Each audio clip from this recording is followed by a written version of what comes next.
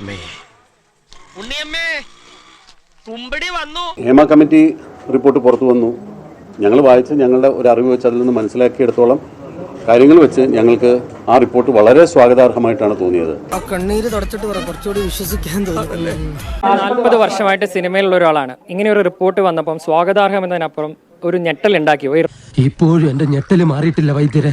ഞെട്ടലുണ്ടാക്കി നമ്മൾ അറിയില്ലാത്ത പല സംഭവങ്ങളിൽ നിന്ന് പുറത്തു വന്നിട്ടുണ്ട്. ഇത് പല കാര്യങ്ങളും ഞങ്ങൾക്ക് അറിവില്ലാത്ത കാര്യങ്ങളായിരുന്നു. എന്നിട്ട് പവർ ഗ്രൂപ്പ് എന്ന് പറഞ്ഞിട്ട് ഒരു ഗ്രൂപ്പിനെ കുറിച്ച് ഇങ്ങനെ പ്രതിപാദിച്ചതായിട്ട് കേട്ടു. ഞാൻ 40ഓളം വർഷമായിട്ട് സിനിമയിലുള്ള ആളാണ്. ഞാൻ ഒരു പവർ ഗ്രൂപ്പ് ഉള്ളതായിട്ടും എനിക്കറിയില്ല. പവർ ഗ്രൂപ്പിന്റെ എന്തെങ്കിലും ഒരു ശിക്ഷാ നടപടിക്കോ അല്ലെങ്കിൽ എനിക്ക് അനുകൂലമായിട്ട് ഒരു പവർ ഗ്രൂപ്പ് എന്തെങ്കിലും തീരുമാനം എടുത്തതായിട്ടോ ഇത്രയും കാലത്തിന്റെ ഇടയ്ക്ക് ഉണ്ടായിട്ടില്ല.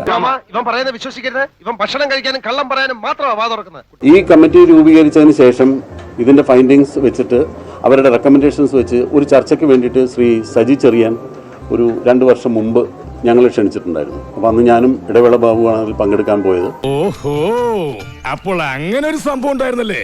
ഹേമ കമ്മിറ്റി റിപ്പോർട്ട് വായിച്ചപ്പോൾ നിങ്ങൾക്ക് എല്ലാവർക്കും അറിയാം, അതിൽ അമ്മ എന്ന പേരുകൾ ചില സ്ഥലത്ത് പരാമർശിച്ചിട്ടുണ്ടെന്നല്ലാതെ അത് അമ്മയ്ക്കെതിരായിട്ടുള്ള റിപ്പോർട്ടൊന്നും അല്ല.